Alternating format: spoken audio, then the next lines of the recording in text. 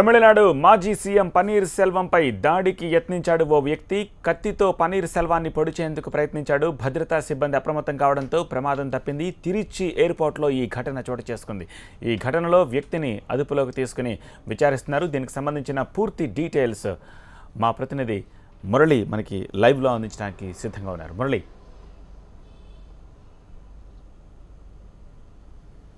తిరుచి విమానాశ్రయంలో మాజీ సీఎం పన్నీర్ సెల్వంపై దాడి చేసినటువంటి విషయం కలకలం రేపింది. చెన్నైకి వస్తుండగా సరిగ్గా 11:30 సమయంలో విమానాశ్రయానికి లోనికి వెళ్తుండగా ఒక వ్యక్తి కత్తితో దాడికి ప్రయత్నించాడు. దీంతో అక్కడే ఉన్నటువంటి పోలీసులు అప్రమత్తమయ్యారు.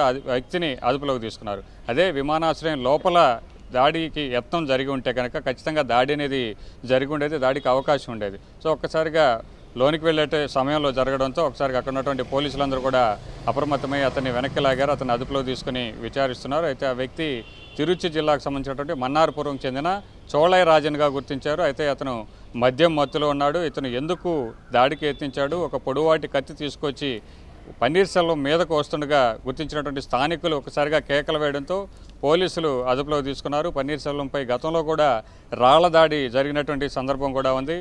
గతంలో ఏదైతే పన్నీర్ సెల్వం తిరుగుబాటు చేసినటువంటి సమయంలో శశికళ వర్గీయుల ఈ దాడికి పాల్పడ్డన్నటువంటి విషయం కూడా వెలుగు చూస్తే ఇప్పుడు ఈ మన్నార్పురం చెందినటువంటి వ్యక్తికి మన్నార్ గుడి మాఫియాకి ఏదైనా సంబంధం ఉందన్న అనుమానాలు కూడా పన్నీర్ సెల్వం వర్గానికి సంబంధించినటువంటి నాయకులు వ్యక్తం చేస్తున్నారు. అయితే దీనిపై పూర్తి విచారణ జరపాలి. ఎవరు ఆ వ్యక్తి, ఎందుకు దాడికి ప్రయత్నించాడు, కావాలనే దాడికి ప్రయత్నించాడా లేదంటే మద్యం మత్తులో అతను మీదకు వచ్చే ప్రయత్నం చేశాడన్న కోణంలో కూడా పోలీసులు అయితే విచారణ జరుపుతున్నారు. రైట్ మురళి.